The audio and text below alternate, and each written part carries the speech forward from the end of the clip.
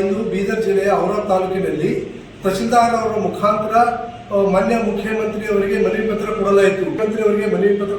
ಅದು ಏನಂತಂದ್ರೆ ಔರಾದ್ ತಾಲೂಕಿನಲ್ಲಿ ಸುಮಾರು ವರ್ಷಗಳಿಂದ ಇಲ್ಲೇ ಠಿಕಾಣಿ ಹೂಡಿದ ಸರ್ಕಾರಿ ಅಧಿಕಾರಿಗಳು ಹಾಗೂ ತಾಲೂಕಾ ಕೆಲವೊಂದು ಅಧಿಕಾರಿಗಳು ಹಾಗೂ ಕೆಳವರ್ಗದ ಅಧಿಕಾರಿಗಳು 15 ರಿಂದ 20 ವರ್ಷ 10 ವರ್ಷದಿಂದ ಇಲ್ಲೇ ಕೆಲಸ ಮಾಡ್ತಾ ಇದ್ದಾರೆ. ಅವರಿಂದ ತಾಲೂಕಿಗೆ ಅಭಿವೃದ್ಧಿ ಕುಂಠಿತವಾಗ್ತಾ ಇದೆ.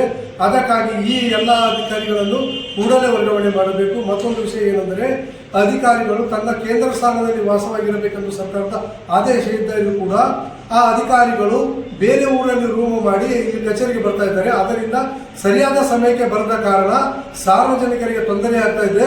ಇಂಥ ಅಧಿಕಾರಿಗಳಿಗೆ ಕೂಡಲೇ ವರ್ಗಾವಣೆ ಮಾಡಬೇಕು. ಇಲ್ಲದಿದ್ದರೆ ಮುಂದಿನ ದಿನಗಳಲ್ಲಿ ನಾವು ಉಗ್ರವಾದ ಹೋರಾಟ ಮಾಡಬೇಕಾಗುತ್ತದೆ ಎಂದು ಎಚ್ಚರಿಸುತ್ತೇನೆ.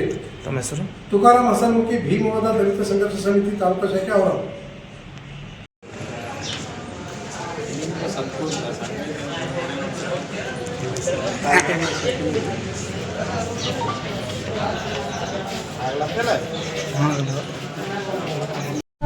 ವೀಕ್ಷಕರೇ, ಈ ವಿಡಿಯೋ ನಿಮಗೆ ಇಷ್ಟ ಆಗಿದ್ರೆ ಈ ಕೂಡಲೇ ಸಬ್ಸ್ಕ್ರೈಬ್, ಕಮೆಂಟ್, ಲೈಕ್ ಮಾಡಿ ಹೊಸ ವಿಡಿಯೋಗಳನ್ನು ಮಾಡಲು ಬೆಂಬಲವನ್ನು ನೀಡಿ.